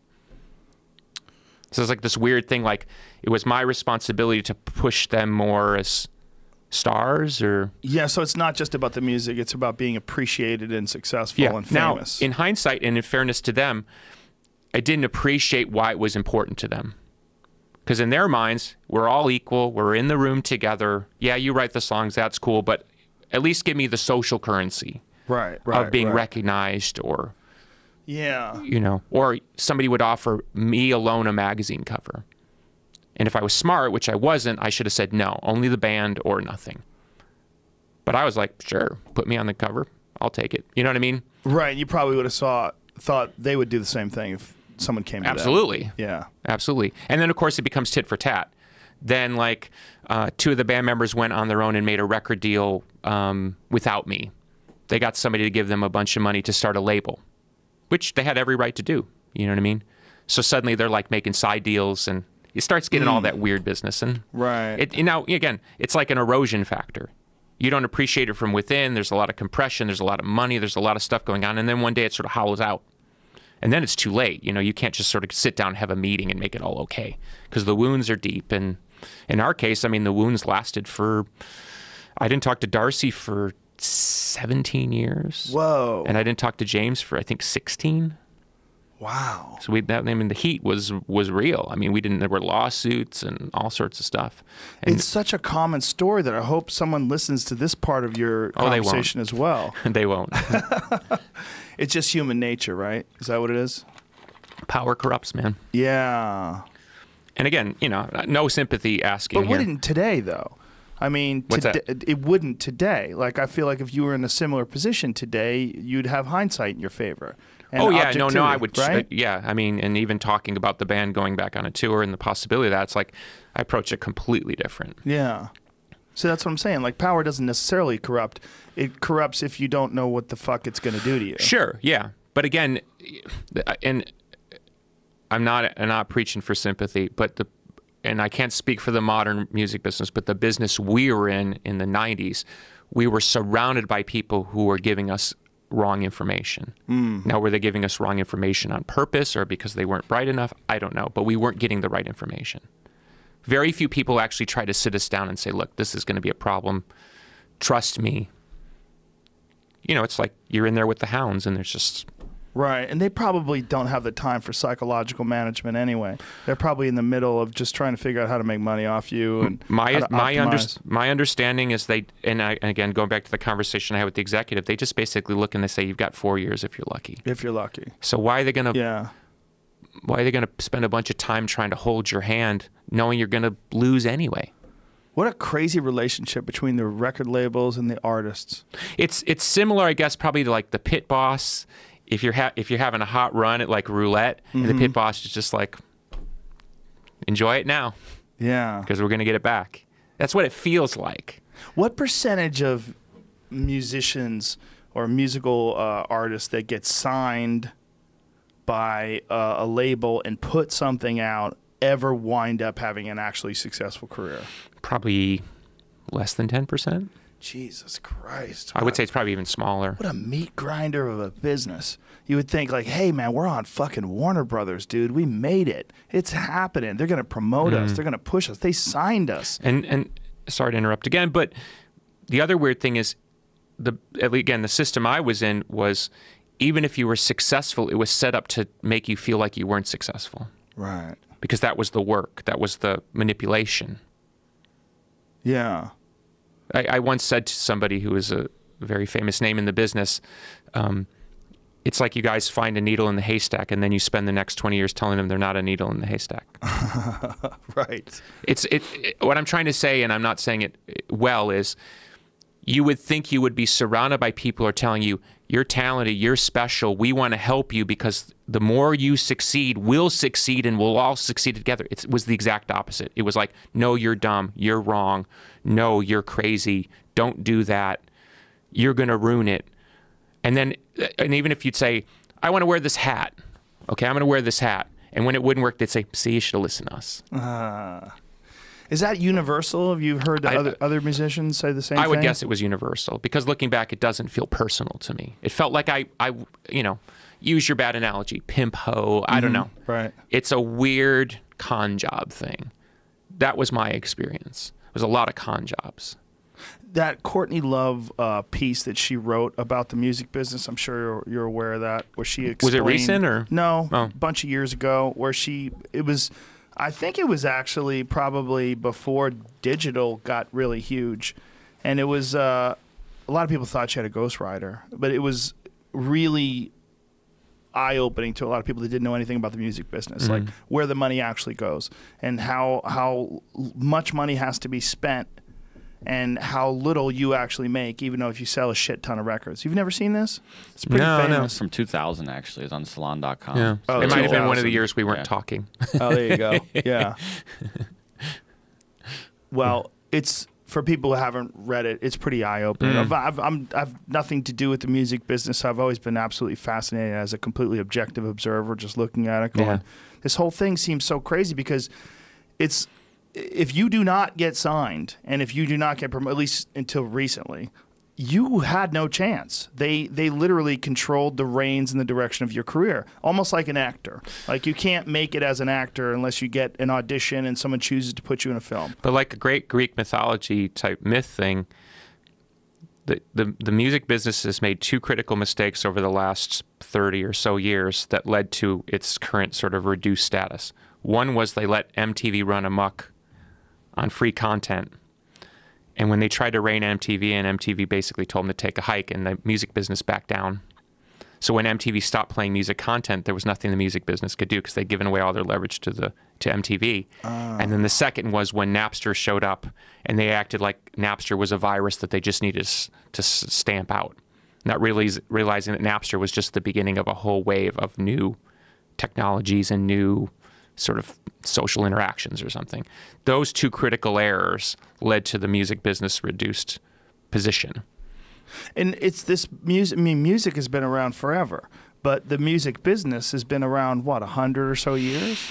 Yeah, I think we're into 120 plus years of recordings. Yeah, it's just amazing what an iron fist they've managed to control the business with, and to sort of wrangle all the artists for the most part. Well, it's Wizard of Oz, you know. Yeah. You know, don't look behind the curtain. Have you ever thought about being on the other side? Yeah, I have, but I just don't have that much. I'm actually, that's why I'm more interested in wrestling. I think I like that. I like even though it's a sort of weird business, I sort of like that because it doesn't have anything to do with music. I have too much damage and too many. I don't think I could see clearly. Does it make sense? It's like it's still too weird for me. Yeah, no, it does. It does make sense. When I first came to LA in whatever 90 and had the meetings, and you'd be in that hit the office and the people with the beards and everything, and they'd be like, so when we put the product out, and every time they would say product, I would sort of wince. Product, like, how can you call my art product? You know what I mean? And that's, to them, it's just, it's cookies and toilet paper. It's just, it's whatever. Wow. And it's not to say they're not fans and they don't appreciate, or they don't care, but at the end of the day, it's just some sort of weird business, And like all institutional cultures that are sort of kind of corrupt at their core, it just sort of runs on its own inertia. It just does. When you see someone like Chance the Rapper break out of that system, do you think that that's a model that can be followed, or is he just like an outlier? No, it's certainly a model that can be followed, but it probably works because he's so talented. It's like a weird combination. Right. I mean, use the McGregor example. It's like, how many McGregors are there in the world? Right. And beyond being a skilled fighter, I mean, the guy's an A-level talker. Speaking from a professional wrestling standpoint, the guy's probably the best promo in the world. Yeah. No, he's the best. Right? I mean, as far as MMA guys. And it's also, is in this very unique position where he has insane support from Ireland. I mean, insane. Like, you've never seen anything like it. Mm-hmm. I've been calling fights for a long time. I've been working for the UFC since '97. I've never seen anybody like him. I've never seen any support like the support the Irish people have for him. It's fucking crazy. Yeah. Did you see the videos of when he fought Mayweather? Not even where they fought. They were in Mandalay Bay. Irish had flooded Mandalay Bay. You know that walkway from Mandalay Bay as you walk towards the arena and towards where the shark exhibit is and shit? There was nothing but Irish people singing.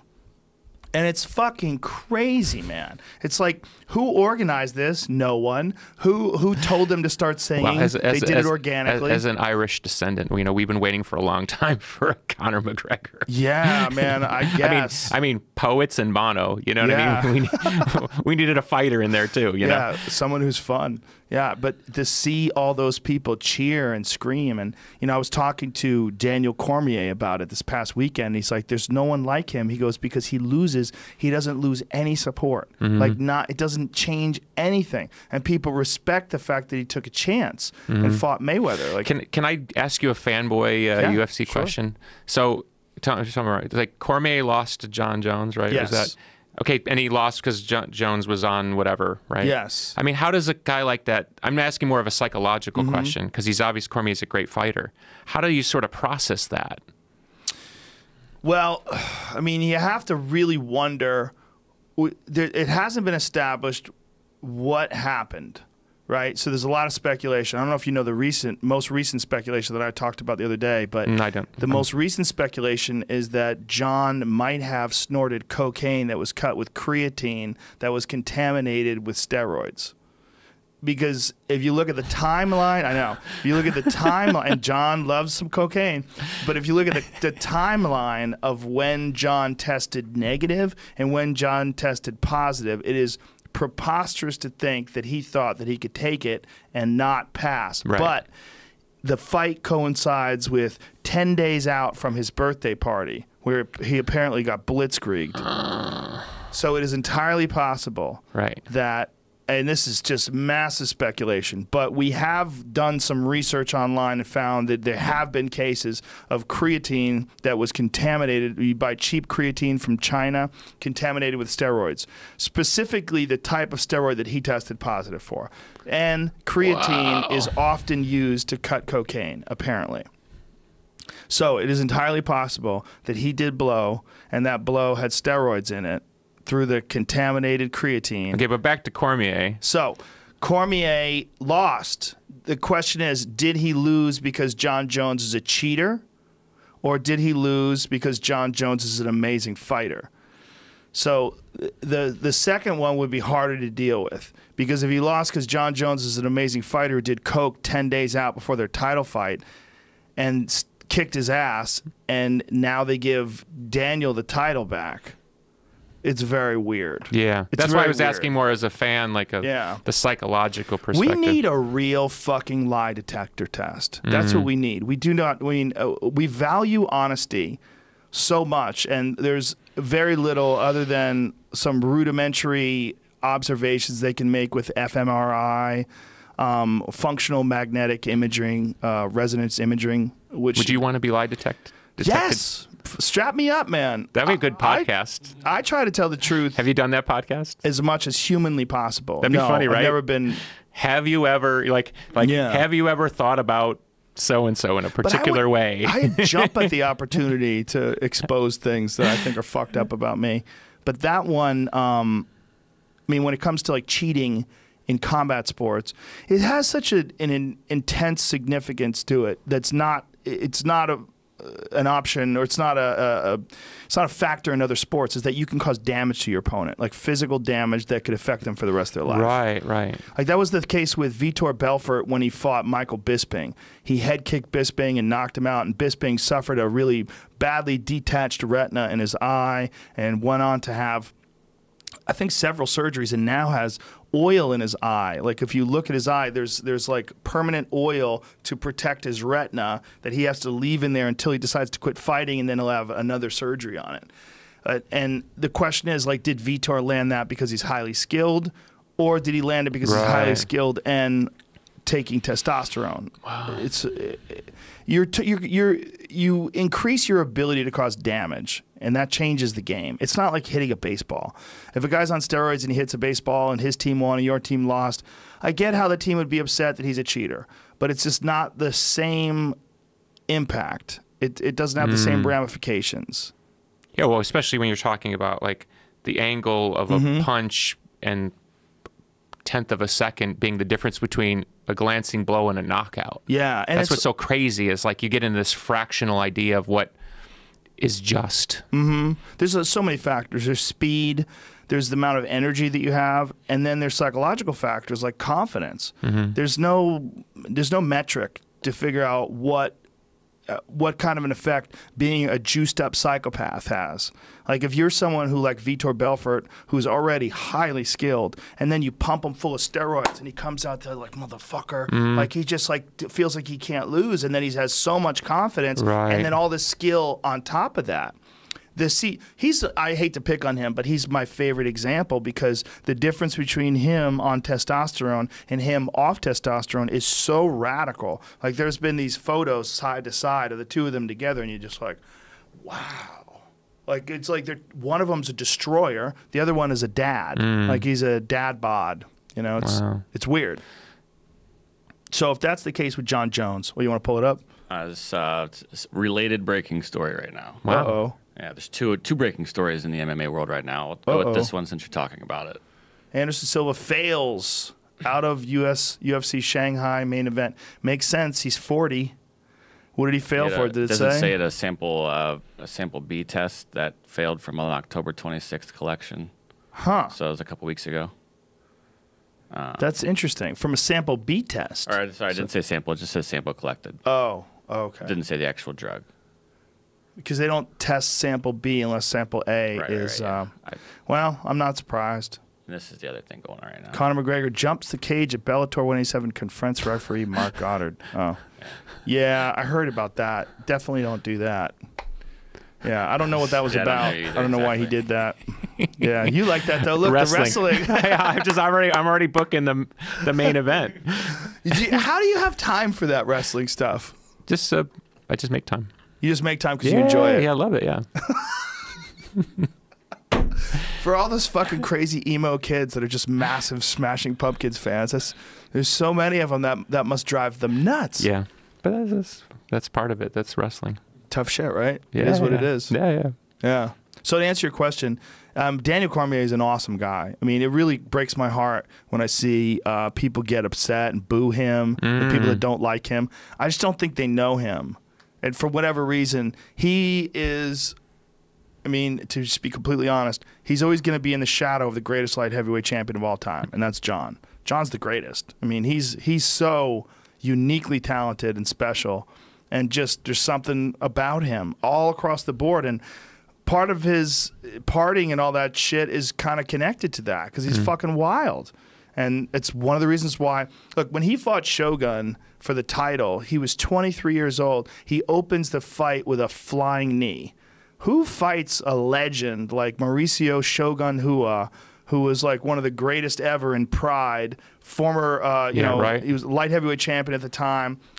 John Jones fights him. He's 23 years old, and his opening move is a flying knee that lands. I mean, he's uniquely improvisational, creative, wild, talented, physically incredibly dominant, very strong. Got a crazy body for the game, like really long limbs. The long thing, yeah. And strong, though. He's not frail. Like, the difference between John is he's got long limbs, but he has that strong wrestling base. Yeah. So even though he's like a thin guy, he's very physically strong. It's a strange comparison to make, but back in the day, I used to hang out a lot with Dennis Rodman when he was playing for the Bulls, and he had freakish strength, kind of similar body, like very long. Yeah. Not, like you wouldn't look at him and think muscles. Right. And Rodman could pick a 250-pound man up with one hand and lift him over a rope. I saw him do it at a club. Really? Some guy was acting up, and Dennis just reached over the guy, picked him up like this. Jesus. And then even people would remember, NBA fans, Dennis used to guard used to guard Shaq one-on-one. Yeah. And that was when Shaq was, 340 or something? Right. Dennis would just, and that was when they had the whole thing, you couldn't use your hand, you had the elbow and all that stuff. He guarded him one-on-one. Freakish strength. And you're like, you look at him, you think, how is that possible? Yeah. Some guys just have that weird, whatever that is. It's a lot of times it's those long guys too. Something is about long limbs and leverage, and it's like they have this. As long as they have a certain amount of muscle with those long limbs and long leverage. I mean, look at the okay, freakish. And this, this is like the era I'm hanging out with Dennis. I mean, look at Dennis's size compared to Shaq. I mean, you would, crazy. If you didn't know it was Dennis Rodman, it was just some, NBA scrub, right? You would think there's no way that guy's going to guard him one-on-one, especially Shaq in his prime there. There's no way. Yeah. Rodman's a crazy guy. It's interesting. Speaking crazy, Can I tell you a funny story? Please. I got a good story. Yeah. So, used to hang out a lot with Dennis, and hadn't seen him for years. Was at a restaurant in Chicago not too long ago, and somebody said, "Oh, you guys are friends with Dennis, right?" Yeah. Oh, he's upstairs. Oh, really? We go upstairs. Dennis is crying. Oh my God, I miss you guys. Me and my buddy, we're hanging out with them, telling old stories. 7 or 8 years haven't seen him. It's great. Like when you see a buddy you really love and it's really affectionate. And Dennis is one of those people. At some point, he just gets up and he wanders away. I think he's going to take a piss. Okay. About 10 minutes goes by. I say to the waitress, "Did Dennis leave?" "Yeah, he left." "Oh, okay. I just figure he's gone. It's just the way he is." Right. He wouldn't even say goodbye. Just gone. I get up the next morning. I turn the television. Dennis Rodman's in North Korea. Okay. By the way, I spent an hour and a half with him. He didn't say anything about going to North Korea, right? Oh, God. So I turn on the television. It's like, very controversial. Dennis Rodman's in North Korea. So I text my buddy, and I say, have you seen the news? No, what? I say, turn on the television. And he said, what channel? And I said, it doesn't matter. And 2 minutes goes by. Holy fuck. Because he went through the same thing, you know? Wow. Yeah, what is his deal with that North Korean dude? He just goes over there and hangs out with them and Dennis plays is really a genuine, you know, a naive-hearted person. So in my best understanding is he truly believes he can affect the world in a positive way. So there's he really nothing, feels like Dennis, there's not a bad bone in Dennis's body. Wow. Dennis has his issues, but he's not a bad-hearted guy.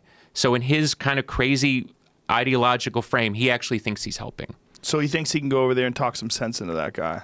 Or by playing basketball, you know, whatever he's. Yeah, look at that. I mean, just so strange. it's not a good. That's not a good shot. I mean, you know what I mean. It's not a good look. But yeah, I mean, he's hanging around with a murderous dictator, hoping for the best.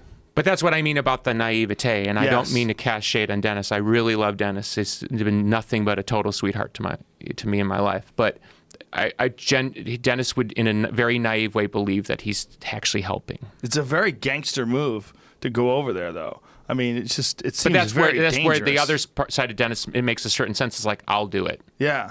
Remember when he was dressing up in drag and, you know, it's like, I'll be that guy. Yeah. So somehow it sort of works in his, again, I'm not trying to speak for him, but. He was one of my favorite guys in Celebrity Rehab because he was like working out every day, drinking water. Dude, I used to go into the Bulls locker room after games and he would work out after games.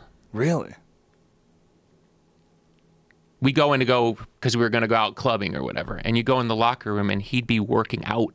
And we have to sit and wait for him to work out for another 40 minutes after the game. And he played, it wasn't like he had a knee injury. I mean, he played the whole game. Like what kind of workouts? Like lifting weights or something? Treadmill, you know, whatever he was doing. Wow. And it wasn't like light stretching. It was like energizing. And then we go out and stay out all night. Jesus. You want a quick story? So I'm hanging out with the Bulls. It's the first time they're playing Utah. It's a series the Bulls probably should have lost, but they didn't.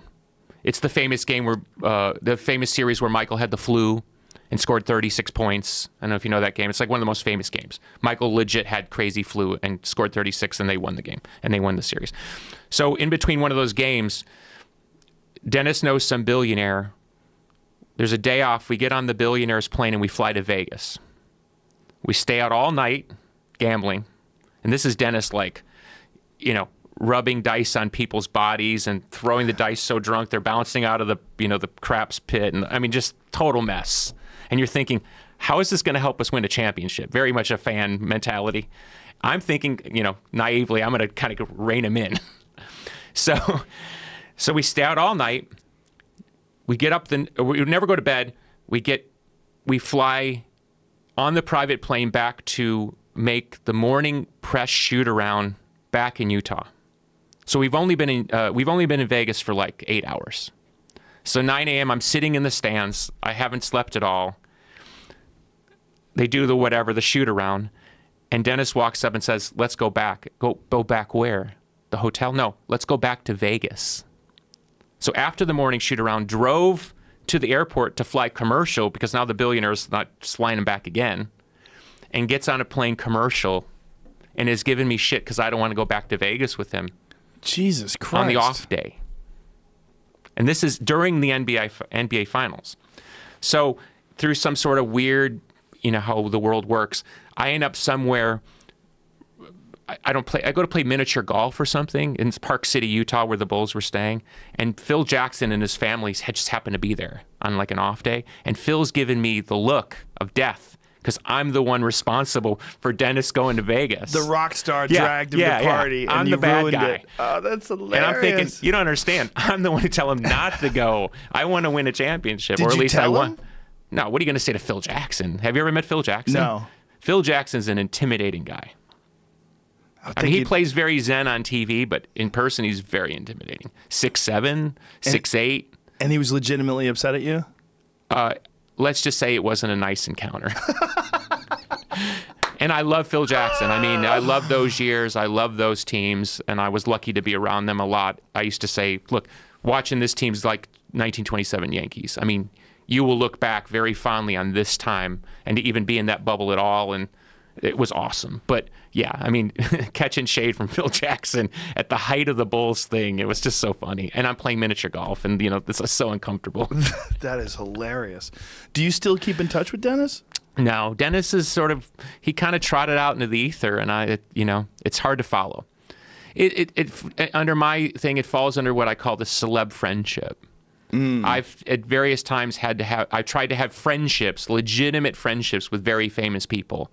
And the way they run their worlds is, I'm sure you've encountered, it's like you got to go through this guy to talk to this guy, and then the message doesn't get through, and I think, oh, fuck all that. I'm not doing that. Yeah, I don't.